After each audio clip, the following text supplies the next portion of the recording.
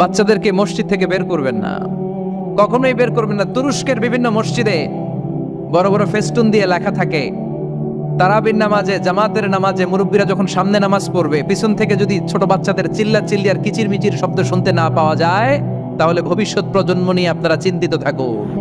পিছনে যদি বাচ্চাদের হই হুল্লোড় না থাকে, চিল্লা ফাল্লা না থাকে, তার মানে নেক্সট জেনারেশন এগুলো মুসল্লি হবে না, এগুলো হবে ডাকাত। এজন্য এরা বিভিন্ন প্রজেক্ট চালু করেছে। 40 দিন টানা ফজরের নামাজ যে ছোট বাচ্চারা মসজিদে এসে পড়বে, ওই প্রজেক্টের আওতা থেকে একটা করে সাইকেল দিয়ে দেওয়া হচ্ছে। সুবহানাল্লাহ কইবেন না? কুয়েতে আরেকটা প্রজেক্ট করছে, ফজরের নামাজে মুসল্লি নাই। কুয়েতের এই প্রজেক্ট হচ্ছে marriage project, second marriage project, দ্বিতীয় বিবাহ প্রকল্প।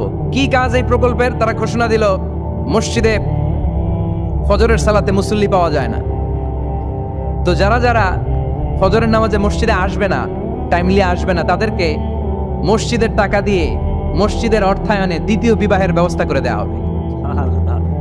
এই ঘোষণা দেওয়ার পর থেকে ওই এলাকার কোনো মহিলার তাহাজ্জুদ মিস হয় না।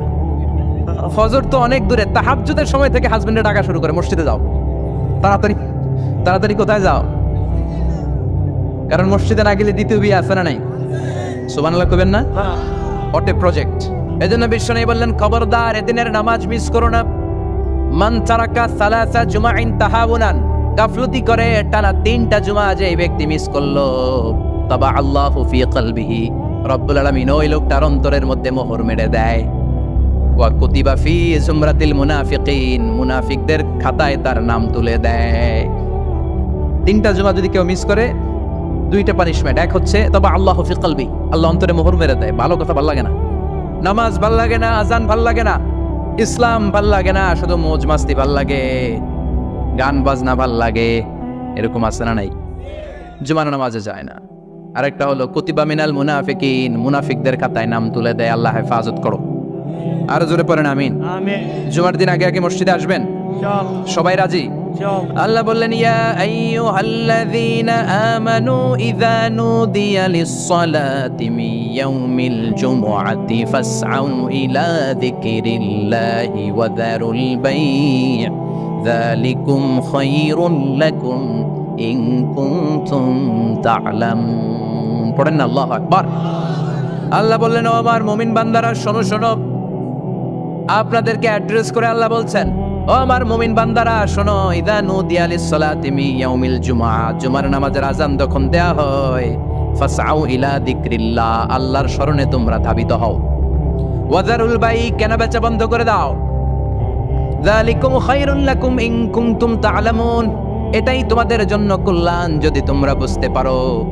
জুমার নামাজের আযান যখন হয়, ফাসআউ ইলা যিকরিল্লাহ, আল্লাহর স্মরণে তোমরা বের হয়ে যাও। আল্লাহু আকবার।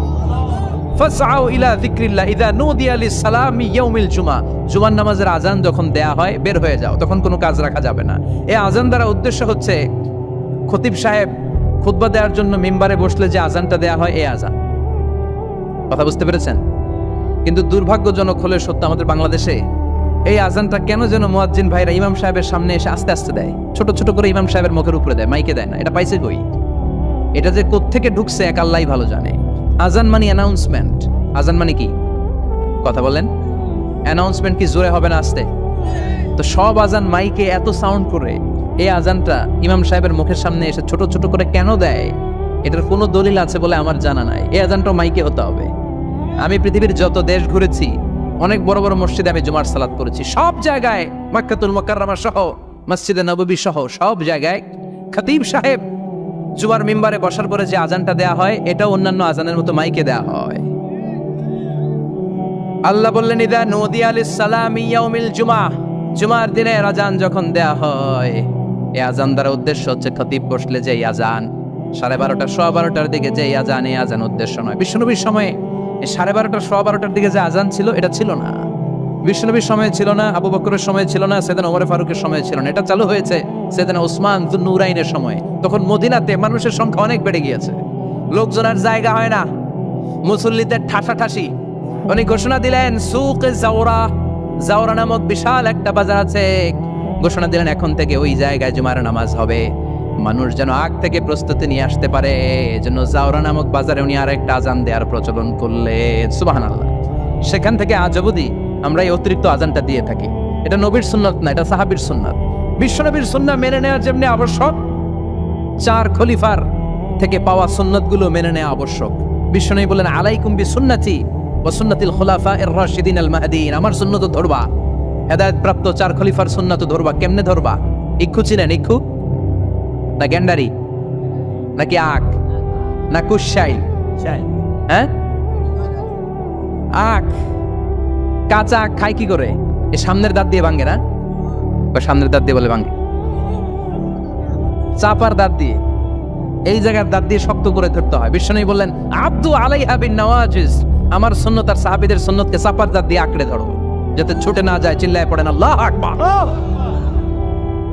এটা সাইয়েদনা উসমানের সুন্নাত। বিশ্বনবী বললেন, ইযা নুদিয়া লিস-সালাহ মিন ইয়াউমিল জুমআতি ফাসআউ ইলা যিকরিল্লাহ, জুমার দিনে আযান যখন দেয়া হয়, ফাসআউ ইলা যিকরিল্লাহ, আল্লাহর স্মরণের দিকে ধাবিত হও। দেরি করো না। দেরি করা যাবে? আযান হইলে কোনো কাজ রাখবেন? কোনো ব্যস্ততা থাকবে? কাজ একটাই, জুমার নামাজ। চিল্লায় বলেন, কাজ একটাই, সেটা কি? আল্লাহ বললেন ফাসআউ। ফাসআউ এর শাব্দিক অর্থ হচ্ছে দৌড়াও। আসলে কি? তো এই দৌড়াও দিয়ে আসলে দৌড়াও বোঝানো হয়নি, এটা দ্বারা বোঝানো হয়েছে আল মুবাদারা ওয়াল ইহতিমাম, ইম্পর্টেন্স দেয়া, এমফাসাইজ করা, গুরুত্ব, গুরুত্বের সাথে আগে আগে প্রস্তুতি নাও। ফাসআউ দ্বারা দৌড়ানো বোঝানো হয়নি। প্রমাণ কি? কারণ বিশ্বনবী দৌড়ে দৌড়ে নামাজে যেতে নিষেধ করেছেন। বিশ্বনবী বলেছেন, ইযা উকিমাতিস সালাহ, মনোযোগ দিয়ে শুনেন, ইযা উকিমাতিস সালাতু ফালা তাতুহা তাসআউন ওয়া আতুহা তামশুন আলাইকুম বিসাকিনা ফামা আদরাকতুম ফাসাল্লু ওয়া মা ফাতাকুম ফাতিমু, যখন নামাজ শুরু হয়ে যায় দৌড়ে দৌড়ে যাবে না, তামশুন হেঁটে হেঁটে যাও, আলাইকুম বিসাকিনা ধীরে ধীরে যাও, ফামা আদরাকতুম ফাসাল্লু ইমাম সাহেবের সাথে যে যত রাকাত পাবা পড়বা, ওয়া মা ফাতাকুম ফাতিমু, যেটা ছুটে যায় নিজে নিজে পড়ো, কবুল করে নেবে কে? কিন্তু দৌড়ে যায় নামাজ ধরা যাবে? খবরদার, ধীরস্থির ভাবে যাবেন। হাঁটার মধ্যে একটা গুরুত্ব দিয়ে তাড়াতাড়ি ধরতে চাবেন, কিন্তু দৌড়ে যাওয়া যাবে? নিষেধ করেছেন। অনেক মুসল্লিরা এটা করে। ধরেন মাগরিবের নামাজ, ওযুখানাতে মুসল্লিরা ওযু করতেছে, ইমাম সাহেব নামাজ শুরু করেছেন, আল কারিআতু মাল কারিআ ওয়া মা আদরাকা মাল কারিআ, মুখস্থ আছে না সবার? মুসল্লি মনে করতেছে ওযু হইছে আমার অর্ধেক, এখন যদি তাড়াতাড়ি ওযু না করে দৌড় না দেই রাকাত পাওয়া যাবে? রাকাত পাওয়ার জন্য দিছে দৌড়। মসজিদে হচ্ছে টাইলসের মসজিদ, পিছলায় পয়রা মুসল্লি একদিকে, লুঙ্গি আরেকদিকে। আছে না নাই? আমার কাছে খবর আছে এরকম পা ভাঙছে অনেকের। রাকাত ধরার জন্য মুসল্লি তাড়াহুড়ো করে দিছে দৌড়, মুসল্লি একদিকে লুঙ্গি, ঠ্যাং ভাঙা শেষ, এখন ল্যাংড়া। বিশ্বনবীর কথা মানে নাই, ওটারে ল্যাংড়া বানাইছে কে? এজন্য বিশ্বনবী বললেন, খবরদার দৌড়ে যাবে না, একামত হয়ে গেলে ধীরস্থির ভাবে যাও। কেননা দৌড়ে দৌড়ে আপনি কার দরবারে যাবেন? উনি তো সব রাজার বড় রাজা, মহারাজা। মহারাজার দরবারে তাড়াহুড়ো করা যায় নাকি? ফিট হয়ে কাপড় চোপড় পরে আতর টাতর মেখে ধীরস্থির ভাবে যাবেন। দৌড়ে গেলে আপনার হার্টবিট বেড়ে যাবে, আপনার ব্রেথ ইন ব্রেথ আউট, শ্বাস প্রশ্বাস বেড়ে যাবে। তো হাঁপানির চোটে তো আপনি হাঁপাতে থাকবেন। আপনি তাহিয়া পড়বেন কখন, তাসবিহ পড়বেন কখন, আল্লাহর প্রশংসা করবেন কখন? চিল্লা এখন ঠিক কিনা? এজন্য আল্লাহ বললেন, ফাসআউ ইলা যিকরিল্লাহ, জুমার নামাজের আযান যখন হয়ে যায় তোমরা আল্লাহর জিকিরের দিকে ধাবিত হও। যিকরিল্লাহ, আল্লাহর স্মরণ। জিকির মানে কি? কিন্তু এই জিকির দ্বারা এই আয়াতে উদ্দেশ্য হচ্ছে আল খুতবাতাইন, জুমার 2 খুতবা। জুমার জিকিরের অনেক অর্থ আছে। জিকির মানে সালাত, জিকির মানে কোরআন, জিকির মানে ওয়াজ, জিকির মানে সম্মান। আবার জিকির মানে জুমার 2 খুতবা। আবার জিকির মানে সুবহানাল্লাহ, আলহামদুলিল্লাহ, লা ইলাহা সুবহানাল্লাহ, আলহামদুলিল্লাহ, লা ইলাহা ইল্লাল্লাহু মুহাম্মাদুর রাসূলুল্লাহ সাল্লাল্লাহু। এটাও জিকির। সুবহানাল্লাহ, আলহামদুলিল্লাহ, আল্লাহু আকবার। এই 3 জিকিরের চেয়ে শ্রেষ্ঠ কোনো জিকির আছে? কথা কন। বিশ্বনবী প্রত্যেক ফরজ নামাজের পরে সুবহানাল্লাহ 33 বার, আলহামদুলিল্লাহ 33 বার, আল্লাহু আকবার 34 বার পড়তেন। রাজি আছেন? সবাই পড়তে রাজি আছেন? লাফালাফি করবেন না তো? ঘাড় বাঁকা করবেন না তো? হুই হুই করে চিল্লাফাল্লা করা যাবে? জিকিরের মধ্যে সৌন্দর্য আছে না নাই? আল্লাহ নিজেও সুন্দর। আল্লাহর কাছে যেটা আমরা পেশ করব সবটাই সুন্দরভাবে পেশ করতে হয়। চিল্লা এখন ঠিক কিনা? তার মানে জিকিরের অনেক অর্থ। জিকিরের এক অর্থ হলো কোরআন। জিকিরের এক অর্থ কি? আপনি যখন কোরআন পড়েন তখন জিকির করেন কার? কথা বলেন। আবার আপনি যখন নামাজ পড়েন জিকির করেন কার? আবার আপনি যখন লা ইলাহা ইল্লাল্লাহ এটা পড়েন জিকির করেন কার? পড়েন সুবহানাল্লাহ। এই লা ইলাহা ইল্লাল্লাহ সবচেয়ে শ্রেষ্ঠ জিকির। সাইয়েদনা মুসা আলাইহিস সালাম আল্লাহরে বললেন, আল্লাহ আল্লিমনি যিকরান, আপনি আমার এমন একটা জিকির শিখায়া দেন লা ইয়ালামুহা ইল্লা আনতা ওয়া আনা, যে জিকিরটার শব্দ আপনি আর আমি ছাড়া কেউ জানবে না। দুনিয়াতে যত অদ্ভুত অদ্ভুত প্রশ্ন সব আপনি মুসা আলাইহিস সালামের মাথা থেকে পাবেন। ভেরি কিউরিয়াসিটি ছিল ওনার, বিভিন্ন বিষয়ে আল্লাহরে প্রশ্ন করতেন। আল্লাহরে বললেন, আল্লাহ আল্লিমনি কালিমাতান আল্লিমনি যিকরান লা ইয়ালামুহা ইল্লা আনতা ওয়া আনা, ও আল্লাহ এমন একটা জিকির আমারে শিখান, দিনে রাতে সব সময় এই জিকির আমি করব, আপনারে ডাকবো, কিন্তু শর্ত হলো এই জিকিরটা জানবে শুধু আপনি আর জানবে শুধু আমি, কেউ জানবে। আল্লাহ বললেন, মুসা পড়ো লা ইলাহা লা ইলাহা ইল্লাল্লাহু মুহাম্মাদুর রাসূলুল্লাহ সাল্লাল্লাহু। আল্লাহ বললেন, মুসা পড়ো লা ইলাহা ইল্লাল্লাহ। মুসা আলাইহিস সালাম কয়, মাবুদ এটা তো জাতীয় জিকির, সবাই জানে। জানে না? জানে না লা ইলাহা ইল্লাল্লাহ এমন কেউ আছে? কথা কন, জানেন না আপনারা? কথা বলেন, জানেন না? মুসা আলাইহিস সালাম বললেন, আল্লাহ এটা জাতীয় জিকির কইলেন কেন? আমি তো চাইছি এক্সট্রা অর্ডিনারি, অসাধারণ একটা জিকির, সুপারক্যালিফ্রাজিলিস্টিক এক্সপিয়ালিডোসাস, এক্সেলেন্ট একটা জিকির, আনপ্যারালাল, কারো কাছে নাই, শুধু আমি জানবো আর আমি পড়বো। আল্লাহ বললেন, মুসা এই লা ইলাহাকে যদি এক পাল্লায় রেখে দাও, তামাম বিশ্ব, সাত আকাশ, সাত জমিনটারে তুলে যদি তুমি আরেক পাল্লায় রেখে দাও, লা রাজাহাত কাফাতু লা ইলাহা ইল্লাল্লাহ, মুহূর্তের মধ্যে লা ইলাহার পাল্লা ভারী হয়ে যাবে। ও মুসা, তুমি যতই এক্সক্লুসিভ জিকির চাও, লা ইলাহার চেয়ে দামি জিকির আমার কাছে নাই। চিৎকার করে পড়তে হবে আল্লাহু আকবার। তার মানে নামাজ ও জিকির, কোরআন ও জিকির, এই যে আমরা ওয়াজ করতেছি এটাও কি? কথা কন। বিশ্বনবীর আল্লাহ বললেন, ও নবী ফাযাক্কির ইন্নামা আনতা, ও নবী আপনি জিকির করেন মানে ওয়াজ করেন। ইন্নামা আনতা মুযাক্কির, ও নবী আপনি ওয়াজ করে শোনান। লাস্তা আলাইহিম বিমুসাইতির, আপনার দারোগা বানিয়ে পাঠাই নাই, আপনি শুধু ওয়াজ করেন। কার কথা? চিল্লায় বলেন কার কথা? কিন্তু এইখানে জিকির দ্বারা উদ্দেশ্য হচ্ছে জুমার খুতবা। ফাসআউ ইলা যিকরিল্লাহ, আল্লাহর জিকিরের দিকে ধাবিত হও, এই জিকির দ্বারা উদ্দেশ্য হলো জুমার খুতবা। তার মানে জুমার খুতবা যে খতিব সাহেবরা দেন, এখানে মসজিদের খতিব আছেন কারা কারা? দেখি একটু হাত তোলেন তো। 1 2 3 4 5 6 7, গুণে শেষ করা যাবে না, অনেক খতিব। আল্লাহ এই খতিবদেরকে তুমি কবুল করো। আর জোরে পারেন আমিন। এই যে যিকরুল্লাহ, ফাসআউ ইলা যিকরিল্লাহ দ্বারা আল্লাহ তাআলা জুমার খুতবাকে বুঝিয়েছেন। কি বুঝিয়েছেন? ফাসআউ ইলা যিকরিল্লাহ, আল্লাহর জিকিরের দিকে, আল্লাহর স্মরণের দিকে ধাবিত হও। এটা তার উদ্দেশ্য হচ্ছে জুমার খুতবা। আল্লাহ বুঝাতে চাইলেন জুমার খুতবা যাতে মিস হয়ে না যায়, এজন্য জুমার খুতবারে যেন তেন মনে করবেন না, এটা ওয়াজিব। জুমার নামাজ যেমনি ওয়াজিব, জুমার খুতবা দেও। কথা বলেন, জুমার খুতবা ওয়াজিব, শোনা ওয়াজিব, খুতবা দেওয়া ওয়াজিব। এই জন্য রব্বুল আলামিন জোহরের নামাজকে ফরজ করে দিয়েছেন 4 রাকাত। যেহেতু জোহরের নামাজের আগে পরে কোনো খুতবা নাই, জুমার দিন খুতবা আছে, তাই জুমার দিন 4 রাকাত থেকে কমিয়ে তিনি 2 রাকাত করে দিয়েছেন। কি ব্যালেন্সড ইসলাম, কি ভারসাম্যপূর্ণ আমাদের জীবন বিধান।